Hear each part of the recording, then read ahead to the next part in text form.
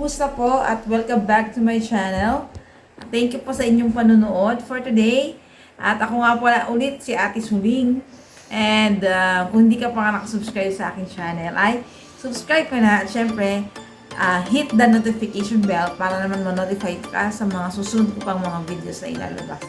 At for today's video po, tuturuan ko lang po kayo kung paano gumawa ng birthday invitation card using Microsoft Word. So, hindi na po kailangan ng ibang mga application. In Microsoft Word, pwede po tayo makapag-create. So, simulan na po natin.